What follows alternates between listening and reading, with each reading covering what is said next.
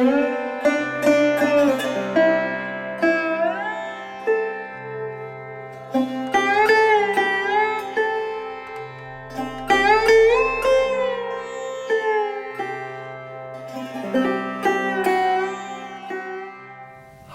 I'm Sujantra McKeever. And I'm Shalil Wilson.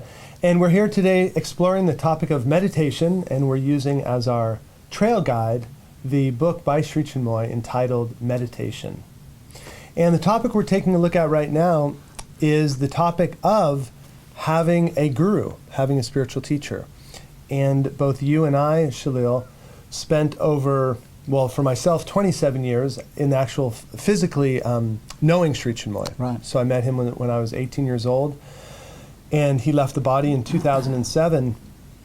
And for myself, I started my journey of meditation, you could say, with Catholicism, going to church, reading the Bible, reading about the stories of Jesus and his disciples, and I was fascinated by that. I liked that that type of relationship, and so when I got into my later teens, I started looking for a spiritual teacher, assuming I would have to go to the deserts of Mexico or off to India to actually find one. But it turns out, as the ancient books say, when the student is ready, the teacher appeared, and I was lucky enough to meet Sri Chinmoy when I was 19 years old, and it became a very powerful relationship.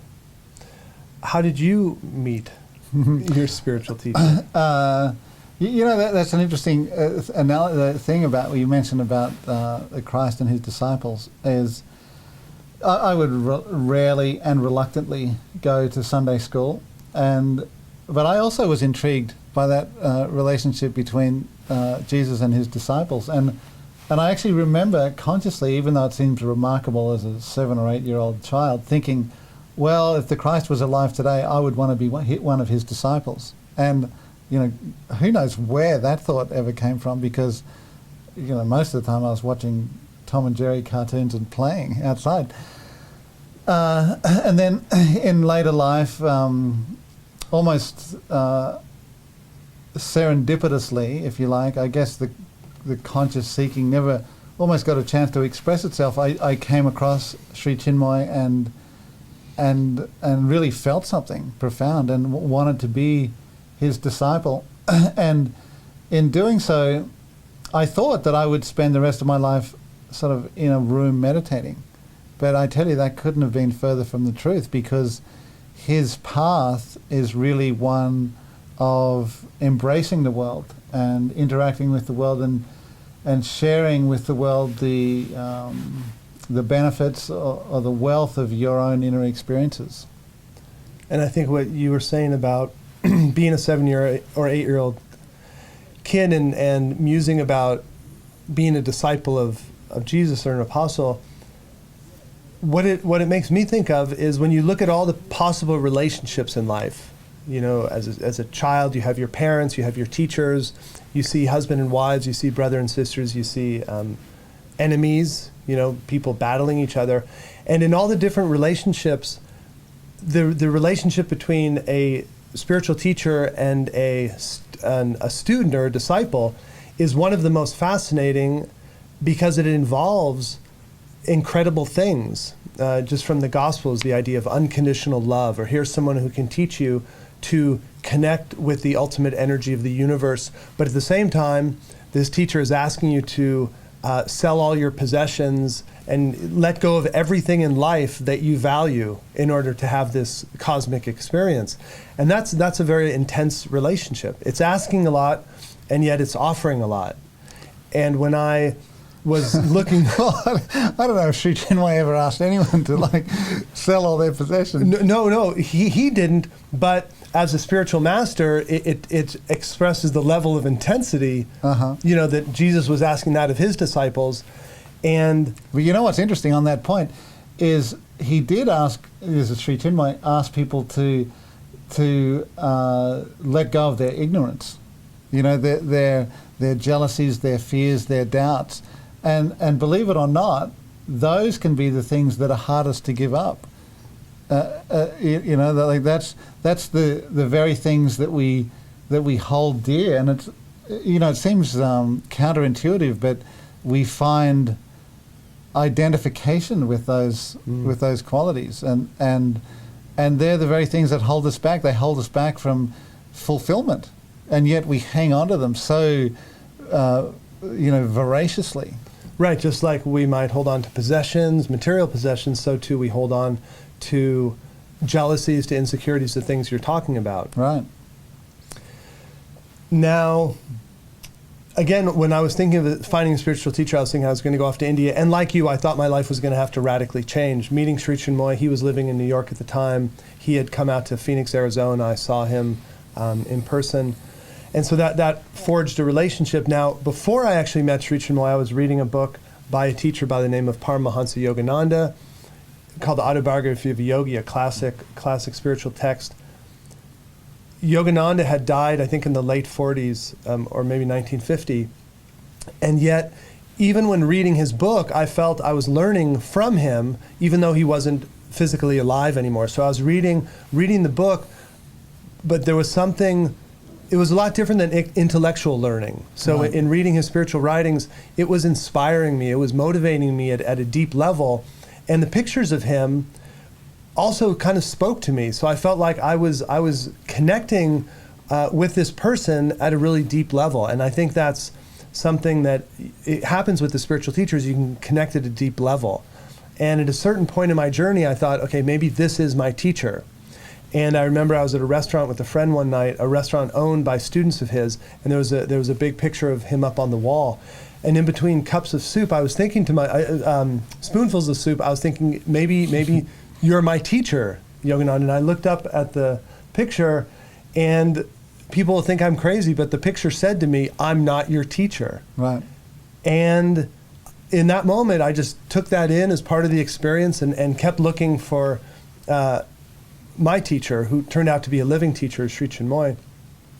But what I'm wondering, Shalil, for you, Sri Chinmoy passed away in 2007. So what's that transition, or how does one still study with a teacher when you've known them as a human being for all these years, and then all of a sudden they're not physically there anymore? Right. Well, obviously, that sort of immediate moment of his passing was like tremendous grief, and you think, oh, can I go on, But you do. Life goes on, and you become aware of this. His presence is still very much, is so much there. Like it's like you would feel his presence when he was physically with us, but also when you were away from him, you'd still feel his presence in your heart, and that is still there, absolutely undiminished. And even now, when I think back on events that have happened since his passing, when I'm not really thinking about the details, I will think of his presence at those events that happened after he passed. And I'll get through the whole thought process, and then I'll go, oh, but hang on, that was after he passed, wasn't it?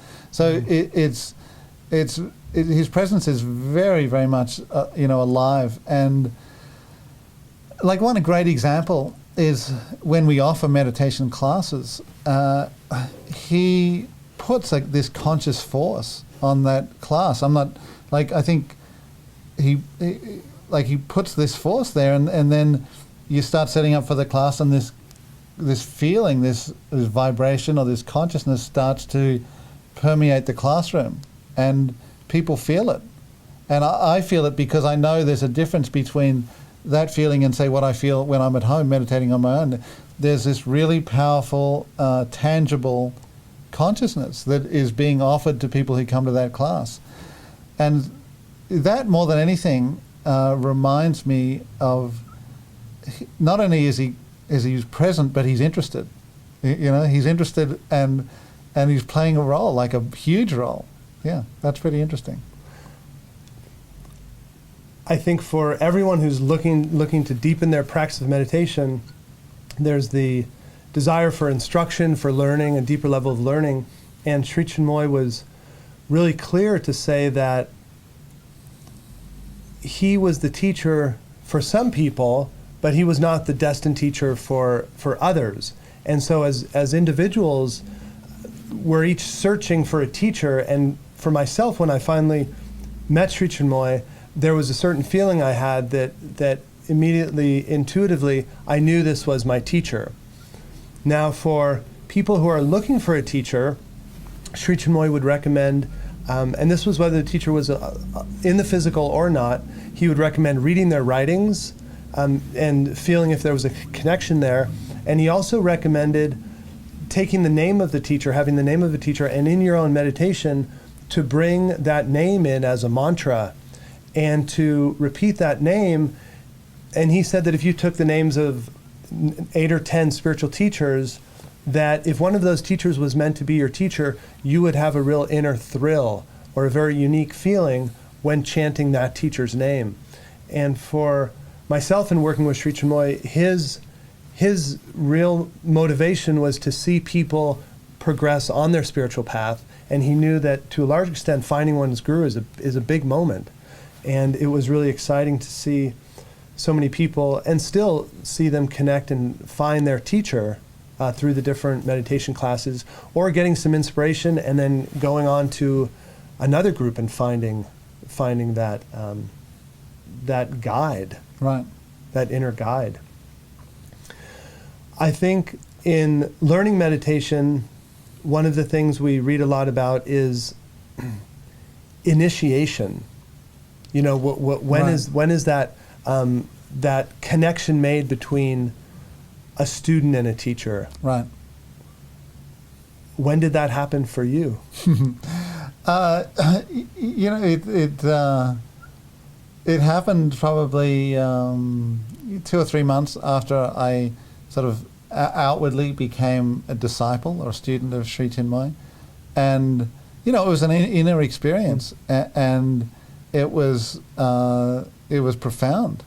Like there was no sort of denying it, and the sort of essence of that experience stayed with me for maybe weeks, even months. It was a very powerful and undeniable experience. The importance of having a teacher, we've talked about. The other element is that different teachers have different capacities. So just like Sri Chinmoy was often used the analogy of school. So your primary school teacher is going to be able to teach you the alphabet, reading, writing, arithmetic. But then to get to that next level of learning, you need to go to high school and have the high school teacher, and then the university and the university professor, etc. And so in the spiritual journey, there are different steps that we need to take. I remember before I ever met Sri Chinmoy or really got into spiritual writings, except for the Catholicism, I started reading books on how to think more clearly, how to use my thought process more clearly or more effectively. And so at that point, those were my teachers to help me get my mind straight, my thinking process straight. But those were not necessarily my end of, the final spiritual teacher I was going to connect with. And so as seekers, as all of us are looking for this personal growth, I think it's important to identify that different types of teachers can give you different levels of experience. And I think that for both you and I, Shalil, meeting Sri Chinmoy was the experience of finding a teacher who we felt could take us that final step. Right. Yeah, it's the question of is Sri Chinmoy going to be able to take me far enough? That never occurred. I mean, that's the connection that I felt that I made with him, and that he made, more importantly, that he made with me.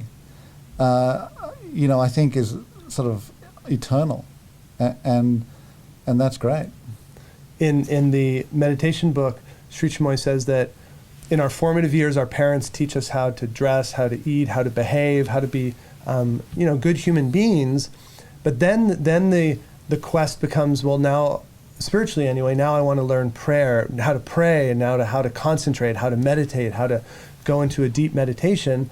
And for that, you need the next step of teacher, and that would be the thrill of connecting with the spiritual teacher. And again, I can't emphasize enough the the idea that you can connect with the teacher whether they're in the physical or not. So if you pick up the Bible and read those stories of Jesus and his disciples, maybe as young kids, Shalil, we were connecting with Jesus somehow, reading those stories, and he's like nudging us along on our journey. The same thing with the writings of the Buddha or any of the great teachers, reading those writings and absorbing that, that energy, that consciousness, that teacher is gonna move us along on our journey. Right, and I would also say that even when Sri Chinmoy was, physically with us, the intimacy or the level to which we connected with him was largely up to us. It wasn't so much as he was always there ready to help, but it was up to us how much we invited him into our lives, and how much we were ready to invite him into our lives. Because, like we were talking about earlier, we have this attraction or this sort of love affair with our negative side, our jealousies, our fears, our doubts, and to sort of let go of that and to invite him and his consciousness and guidance into our lives. That sort of determined the depth to which you connected with him. And so, same thing now, even though he's physically passed, someone comes along and really feels something within his writings or his photographs and so on, music, then to sort of delve into that with intensity on a daily basis, that connection will be established soon, and with fidelity. Good word. And I should be clear in that when I say, I studied with Sri Chinmoy, I was living here in San Diego, he was in New York, and on any given year, maybe I would spend a total of 2 or 3 months in his physical presence, but the learning is through books, is through consciousness, it's through, as you're saying, the inviting that energy into our lives, because ultimately connecting with the spiritual teacher is to connect with our own highest self, our own highest dimension. And Sri Chinmoy in his writings over and over said that his guru, our guru, everyone's ultimate guru is the Supreme, or God, and the spiritual teacher is a messenger. They can connect with that highest consciousness, and we can connect with them, so they become that intermediary energy. And so to everyone out there, I really encourage you to look within your heart, know what you're searching for, and to invoke or ask the universe to bring you the teacher that you need. This is Sujantra McKeever. And I'm Shalil Wilson. Thank you. Thank you.